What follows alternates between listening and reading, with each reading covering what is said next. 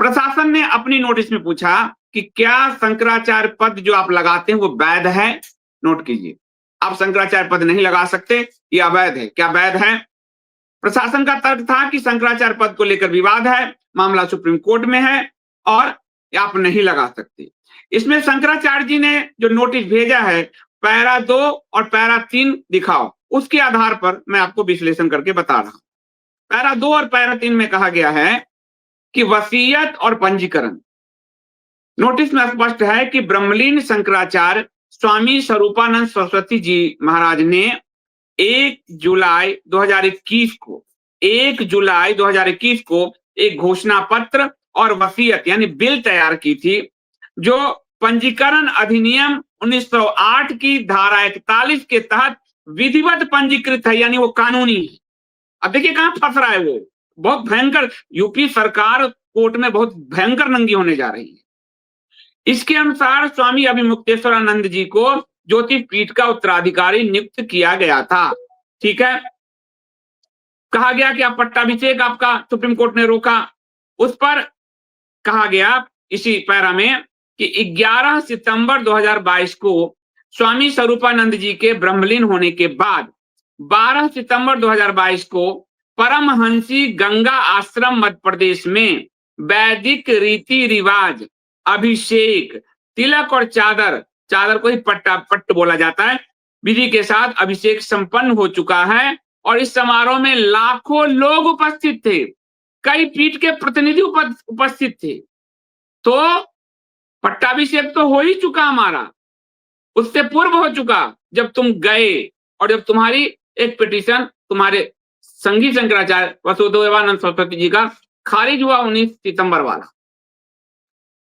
अब प्रशासन ने कहा कि सुप्रीम कोर्ट ने आपकी नियुक्ति पर रोक लगाई है।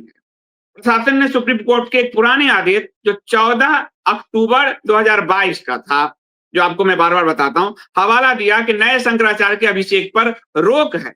इस पर शंकराचार्य जी का जवाब नोटिस के पैरा 5, 8 और 9, 5, 8 और 9 के अनुसार ये है।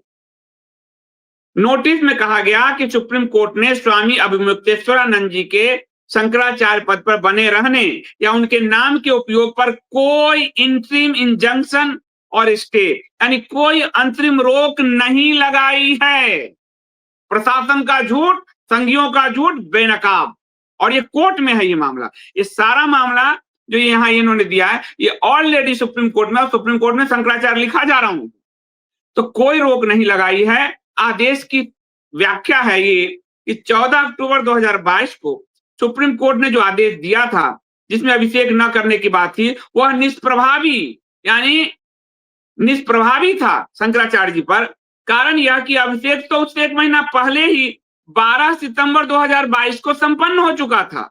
जो घटना पहले ही घट चुकी है उस पर बाद में रोक कैसे लगाई जा सकती है, ये तो मैं लगातार आप लोगों से कहता हूं।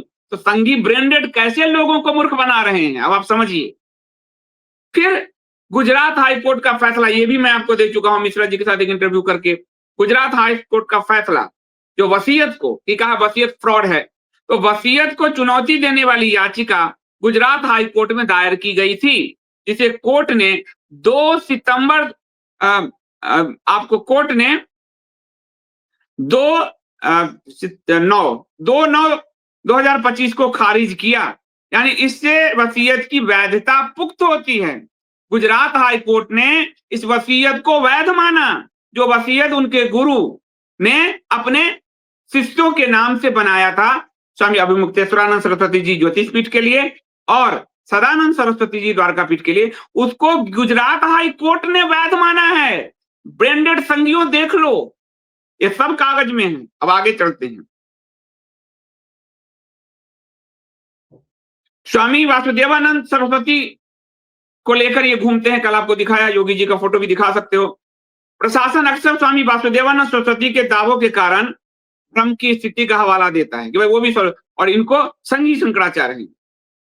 तो शंकराचार्य जी का जवाब देखो, नोटिस के पैरा 9, पैरा 10 और पैरा 22, उसमें जवाब है सुप्रीम कोर्ट के 22/9/2017 के फैसले, मैं आपको बार बार बताता रहा हूं, हाईकोर्ट सुप्रीम कोर्ट हाईकोर्ट 22/9/2017 के फैसले पैरा 744 का हवाला दिया गया और सुप्रीम कोर्ट के, जिसमें स्वामी वासुदेवानंद सरस्वती को शंकराचार्य की उपाधि, छत्र, चवर और सिंहासन का उपयोग करने से रोका गया था।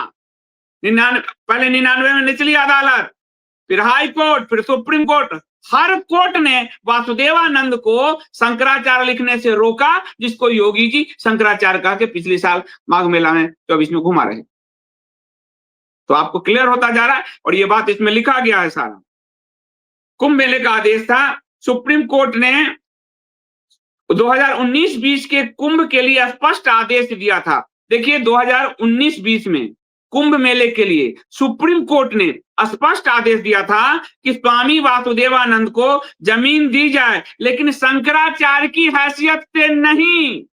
19-20 का ऑर्डर है सुप्रीम कोर्ट का। योगी जी का जो वह दिखाओ, योगी जी 24 में इसको शंकराचार्य घोषित कर रहे हैं वासुदेवानंद को, सारे संघी।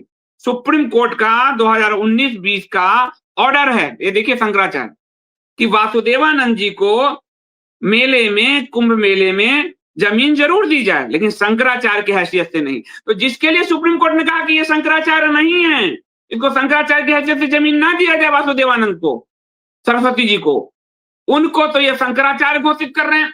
और जिनको सुप्रीम कोर्ट में, जिन पर कोई मामला ही नहीं, शंकराचार्य लिख रहे हैं, उन अभिमुक्तेश्वरानंद सरस्वती जी से पूछ रहे हैं आप शंकराचार्य नहीं।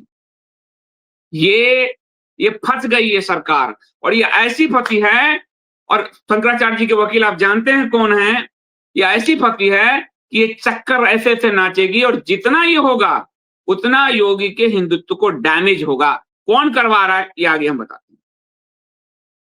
नोटिस में प्रशासन पर आरोप लगाया गया कि प्रशासन ने सुप्रीम कोर्ट के आदेश की अवहेलना करते हुए, जब इन्होंने शंकराचार्य जी की टीम ने जो नोटिस का जवाब दिया उसमें लिखा कि आपने सुप्रीम कोर्ट के निर्देश की अवहेलना करते हुए स्वामी वासुदेवानंद सरस्वती एवं अन्य फर्जी बाबा जैसे स्वामी नरेंद्रानंद आदि को सुरक्षा और सुविधाएं दी, जिसके लिए सुप्रीम कोर्ट ने मना किया, जिसके वह हकदार नहीं थे। यानी फर्जी शंकराचार्यों को पूरी सुरक्षा दे रही है कौन? यूपी की सरकार, यूपी का मेला प्रशासन, भाजपा की सरकार।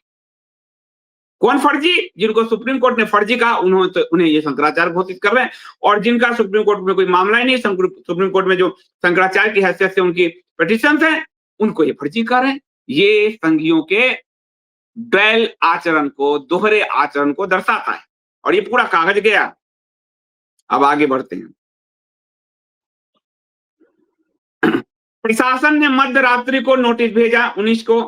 शंकराचार्य जी का पक्ष है, पैरा और पेज 1 के आधार पे, पैरा देख लीजिए उस पर, कि प्रशासन का पत्र मध्य रात्रि के बाद तब तामील कराया गया जब शंकराचार्य जी सो रहे थे। यह कृत्य द्वेषपूर्ण, अपमानजनक और सनातन धर्म के 100 करोड़ अनुयायियों की भावनाओं को आहत करने वाला है। प्रशासन ने इस कृत्य को, प्रशासन का यह कृत्य उत्पीड़न यानी हरासमेंट और शंकराचार्य की संस्था की गरिमा को गिराने वाला है। इस पर प्रशासन जवाब दो, इस नोटिस में पूछा गया। अब प्रशासन फंस गया है। क्या यह मामला न्यायाधीश होने, सब जुडिस होने के कारण प्रशासन हस्तक्षेप कर सकता है? प्रशासन का तर्क है कि मामला कोर्ट में है, इसलिए वो प्रोटोकॉल नहीं देंगे। शंकराचार्य जी का पक्ष है जो नोटिस गया, नोटिस के पैरा 16 और 18, इसको देखिए आप, 16 और 18 कि न्यायालय की अवमानना। नोटिस में कहा गया कि जब सुप्रीम कोर्ट में विचाराधीन है, तो अगर तुम कहते हो कि मामला सुप्रीम कोर्ट में विचाराधीन है, 1 सेकंड के लिए मान लो, तो ये तुम तीसरा पक्ष कौन होते हो इसे तय करने वाले? शंकराचार्य जी के वकील ने नोटिस में पूछा, तुम होते कौन हो? प्रशासन द्वारा शंकराचार्य जी की नियुक्ति को अमान्य प्रस्तुत करना उनकी अवमानना है, तुम्हें अवमानना का नोटिस झेलना पड़ेगा कोर्ट में। अब ये हुआ, प्रशासन के पत्र ने मीडिया और समाज में जो झूठी धारणा फैलाई है, सुप्रीम कोर्ट ने उसकी नियुक्ति को अस्वीकार किया। ये सरासर झूठ है, और इस पर भी इनको मानहानि का नोटिस जो है। नोटिस का जो अंतिम भाग है पेज 1 और 8, उसमें वकील ने मेला प्रशासन को सख्त चेतावनी दी। प्रशासन ने अपने पत्र में इस नोटिस की प्राप्ति के लिए 24 घंटा दिया था।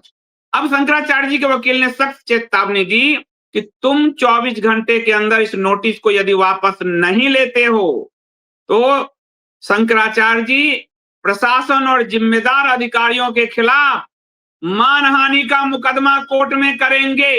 अब इन अधिकारियों को तो सरकार बचाने आएगी नहीं। इन अधिकारियों का फोटो भी जारी हुआ है। मानहानि का मुकदमा शंकराचार्य जी करने जा रहे हैं इस नोटिस में।